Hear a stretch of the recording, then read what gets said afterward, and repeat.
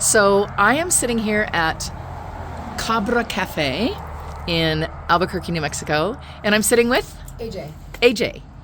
And so AJ, what does space mean to you? Space to me means endless possibilities. It means questions. It sometimes means answers. But I think it really is just, I don't know, to me space is a symbol of curiosity and introspection. Very cool. Very cool. And if there was anything you think we could or should do in or with space, what would that be? I think that there's a part of me that wants to say we should mind our business and accept the fact that we don't have to understand everything, and things can exist beautifully and naturally and perfectly without requiring our understanding of it. But as a curious girl, as a girl who loved to learn about things, I want to keep learning about it. And I want that curiosity to be something that we can tap into without reaching beyond our needs. So what would you want to learn? Okay, so what part of the universe and space captivates you? I would love to know more about, I guess, the concept of like alternate realities being possible, and how like at a certain point time loses its meaning and dimension sort of loses its meaning, and therefore there could be like just infinite possibilities of alternate realities. Quantum physics, I think, is that's the... I was about to say, yes. You need to study astrophysics. Yes, astrophysics. I took a couple classes on it, and it was always really fascinating. And then there's math. So they lost me at the math. Fair. I think it loses a lot of people there. But there's so many other aspects about physics as well. Conceptual physics and quantum mechanics. Physics, quantum physics, astrophysics, all that is really, really fascinating to me. Very interstellar. Very cool. Yes. So of a person like me, like I'll be 60 this year, that is working to preserve the history, not just of the first mission to Mars, which is what my nonprofit does. We landed on Mars in 1976, which barely anybody your age knows. Yeah.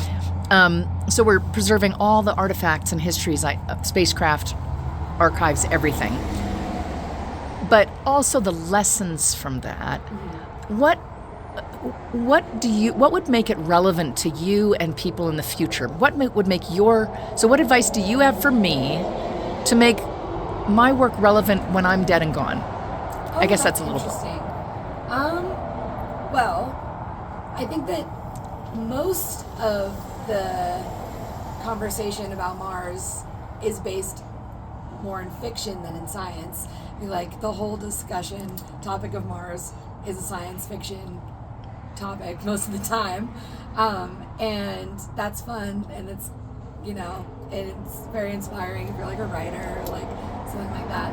But I would like for everything to lean more in the direction of science.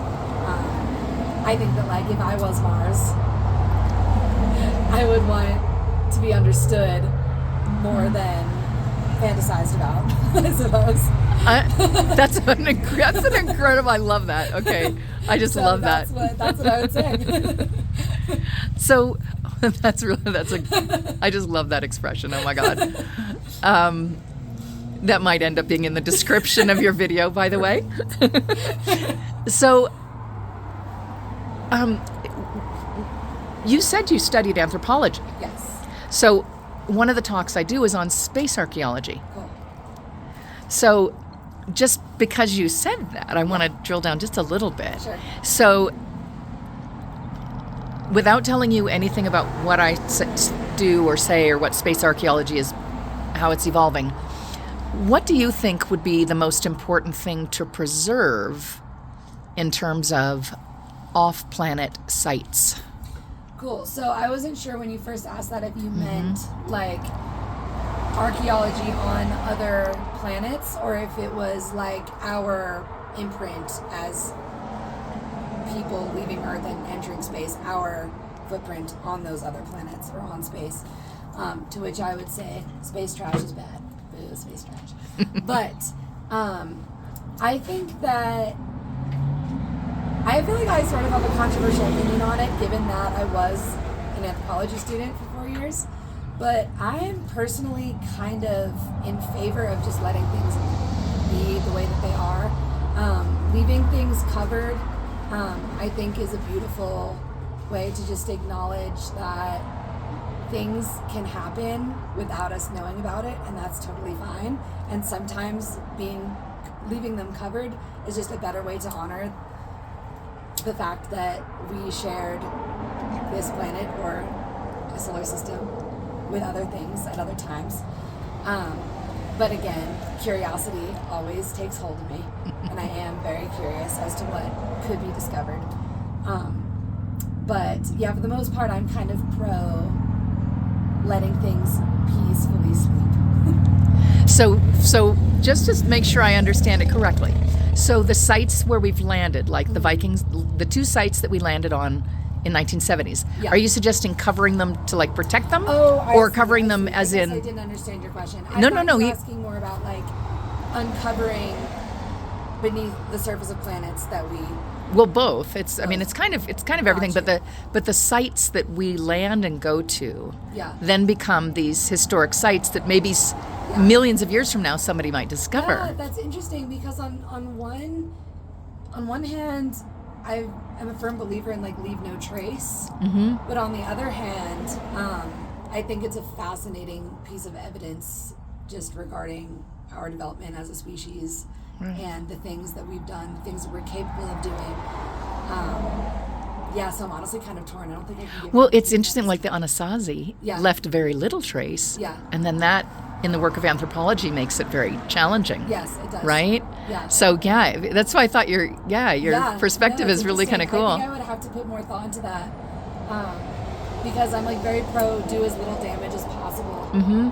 But I also think that like it's a way of communicating between generations and time when you do leave a trace. So, Yeah. I'll Well, have to do some more contemplation. you can always come to our talk in Albuquerque. Yes, I can. Well, thank you a ton, and I appreciate your time. Yay, so fun. All Thank right. you for asking me. Thanks.